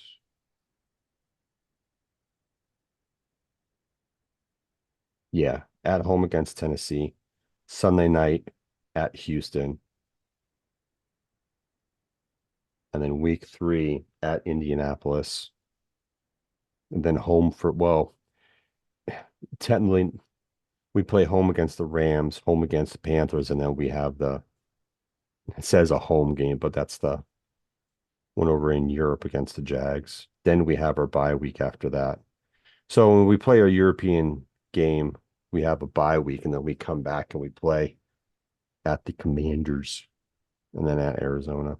Yeah, yeah, this is an interesting. Yeah, we go right into like division play, Packers, Vikings, Lions, 49ers, then back to the Vikings, Lions. Then we have the Seahawks in between there and then the Packers. So yeah, I think next season though, we'll see if Aaron Rodgers is still around. I think next season is when we play the Jets.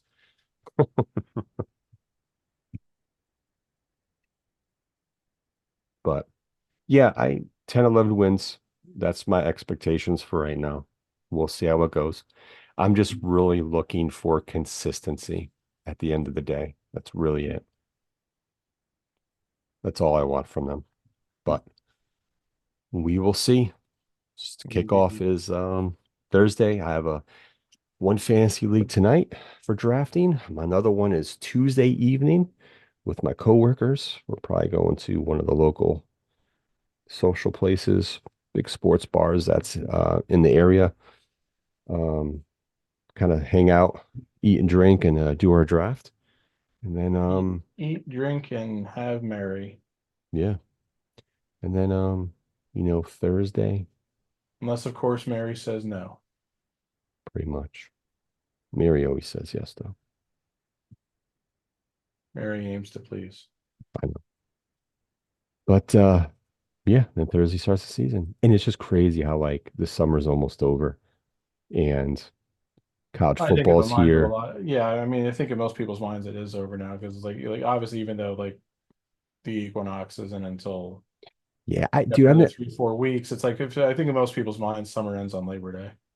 I don't pay attention to that equinox crap. Like, what's the summer doesn't officially start till what, like June 22nd or something like that. And I'm like, listen, once June comes after Memorial Day weekend, it's summertime. Yeah. Like that's summertime, Labor Day weekend, it's fall Yeah, time, it's like the delineations of the seasons never actually really match up with what it no, really is. no. So, I mean, listen, down here, it'll be October and we'll still get like 5, 6 days in a row where it's mid to high 80s. So, it's one of those things now these days. So it is what it is. The earth is literally hotter no matter what some people might try to tell you. Correct. 100%. It is measurable, it is provable, it is No, tangible. yeah. We know who's hotter. We are. Oh, that game's on at noon next Saturday? What? Texas, Michigan. For some reason, I thought that would be a primetime game. Yeah, no, it's a noon game, which I was so surprised about too myself. Yeah, Notre Dame's on at 3:30 because they're playing at home against Northern Illinois. That'd be a cakewalk. Should be. It better be. But all right then. We're gonna end on that hot note with the two hotties of the show. Triple. The third one's okay. Uh, just joking. I But mean, that's a matter of taste. it totally is. It totally is. Some like them bald, some don't. And that could be I'm taken almost, in more in multiple ways than one. So I'm just gonna leave it at that. I'm almost there. And guess what? But I will not see the Giants game next week. oh You know what game they're going to show on Fox 29? Christ, what? Steelers Falcons. Oh Lord. I'm sorry, assholes. The Giants are more local to Philadelphia than the fucking Steelers. Correct. 100% are. That really, in the words of a great philosopher, you know what really grinds my gears? And And definitely on that note, we will end with Jeremy's great ending. Thank you, everyone who downloads, clicks, subscribes, listens to us when we post on Facebook and YouTube. And we appreciate it. And like always, I hope you guys all finished with us.